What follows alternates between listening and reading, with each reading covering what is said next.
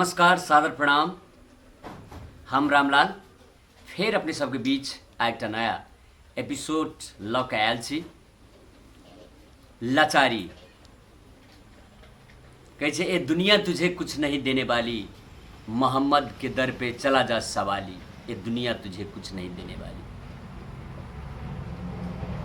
ये दुनिया वास्तव में ककरो कुछो नहीं देवाला छे। अहाँके चलि गेला के बाद एहि दुनिया में सब चीज एही दुनिया में रहते, तकर बादे अपने सब ऊपर जाब।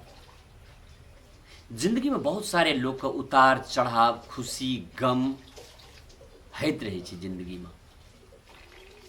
कोई रोडपति से क्षणिक में करोड़पति भए जाइ छै, कोई करोड़पति से रोडपति भए जाइ छै। ककरो भरल पुरल जिंदगी, हरा भरा परिवार उदास भए जाइ छै। ककरो उज्जरल घर परिवार खुशहाली से भरि जाइ छै। एहन प्रकार की जिंदगी में उतार चढ़ाव, लाचारीपन आबैत रहै छै। एहि समाज में खास करके एक दोसर के लाचारी पर बहुत सारे लोग का हंसे वाला आदत रही है और ओकर लाचारी के मजा लुटैत रही है। गलत बात। ककरो दुनिया में मानव तन में जब आयल छी तो एकटा मानव दोसर मानव के सहयोग करे ले कहे छै। ककरो लाचारी में हंसियो नहीं, कोनो ठेकान नहीं। अहों के जिंदगी में लाचारी आबि सकैए, तकर बाद दोसर गोड़ा के पाली रहते अहाँ के लाचारी के फायदा उठबैके।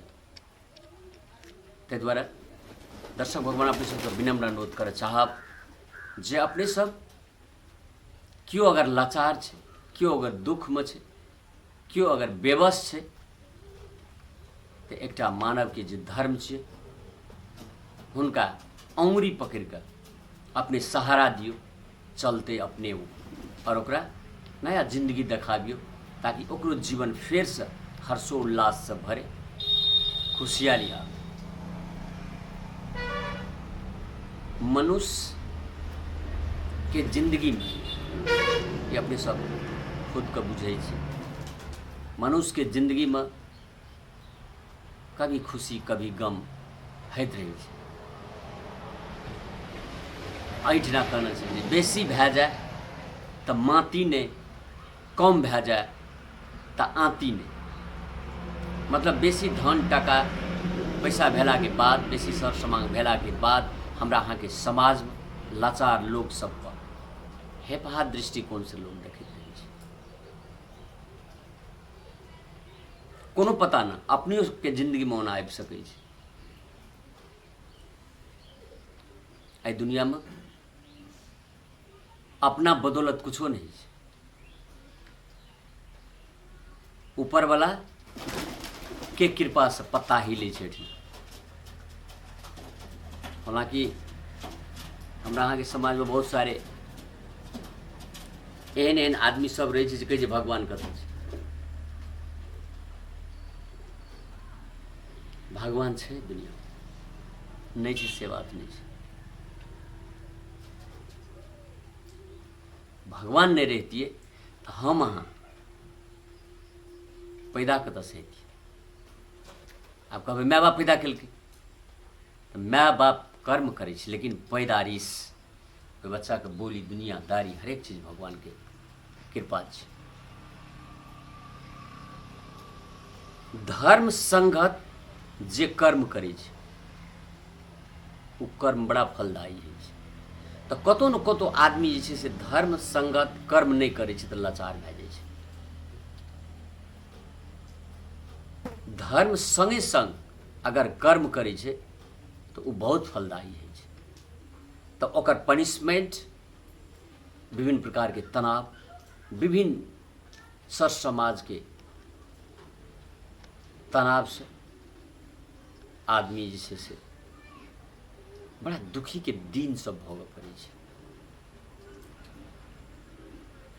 ओहन आदमी का समाज में सब समाज के आदमी सब मिलकर कोई आदमी का प्रोग्रेस के रास्ता पर चढ़ेबाक चाही, ना कि ओकर मजाक नहीं लुटबाक चाही। अपन जानत दुनिया में सब होश और हवास में काम करे ले चाहत रहे छै। अपन जिंदगी का, अपन घर परिवार का बड़ा सुंदरमय तरीका से बनबे ले चाहत रहे छै। लेकिन खुदा न खास्ता कतो ओकरा जीवन जीवे में, प्रगति के पथ पर चले में कतो न कतो गलती है छै, तकर बदौलत आदमी लाचार बेसहारा बन जाए छै। कहे छै मनुष्य के भाग कखन की हेतै कोनो गारंटी नहीं छै। ओहि के चलते आदमी सब बहुते तनाव में रही, बड़ा चिंता में रही। विनम्र अनुरोध कर चाहब अपनी सबके चिंता चिता के निर्देश करे छै, चिंता नहीं कल जाओ। आइ लाचार चित कल पावरफुल जरूर बनबे। रह गए दोसर गोड़ के बातचीत जब जे ताना मारत रहे छै, उ ताना भगवान सुनबैत रहे छै। आ उ ताना जते सुनबे तते आत्मा मजबूत है छै, फेर से पाठ सीखे छै और जिंदगी में फेर से प्रोग्रेस करे के एकटा रास्ता खुले छै। समाज में विभिन्न प्रकार के ताना मारे छै, एहि ताना सबके जे छै बर्दाश्त करऽ पड़े छै। जिंदगी के फेर से शुरुआत करऽ पड़े छै। सब अपने सब बुझे है। हमार अहाँ के समाज अखनो एजुकेशन के दृष्टिकोण से अगर सोचल जाए तो 100% ओते परिपक्व नहीं है। तैं खास करके सब आदमी का, सब बाल बच्चा सबके एजुकेशन शिक्षा देना बहुत बेहतरीन है। एजुकेशन देवे तखने लाचार का, बेसहारा का, दीन का, दुखी का वो अपना तरीका से सवारे के प्रयास करते। वो अपना तरीका से, बौद्धिक तरीका से ओकरो जीवन में हरियाली हो, ओकरो जीवन में सुखमय हो, वो समाज के लोग सब ओकरा प्रेरित कर।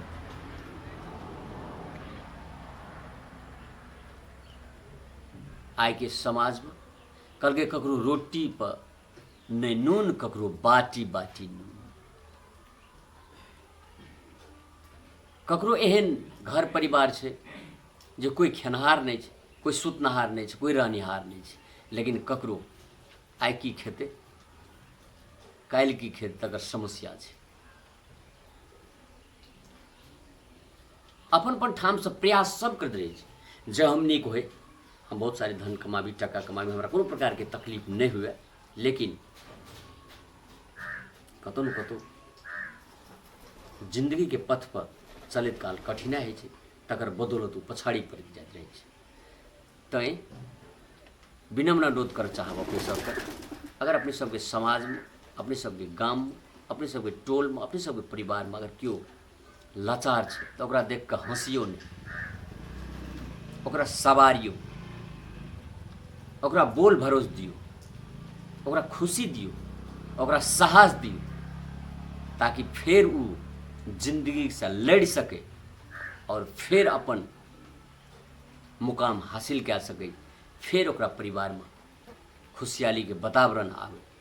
ओहन प्रकार से सवारियों एहि दुआरे कही जे समाज में रहना चाहिए, नहीं तो लोग असगरे जंगल में घर बना कर रहते। हमारे यहाँ के समाज में एहन प्रकार के विकृति, विसंगति जो छै तो एकरा हटाबियो। सबके एकटा मानव के तरह जीव दियो, सबके मीठ बात कहियो।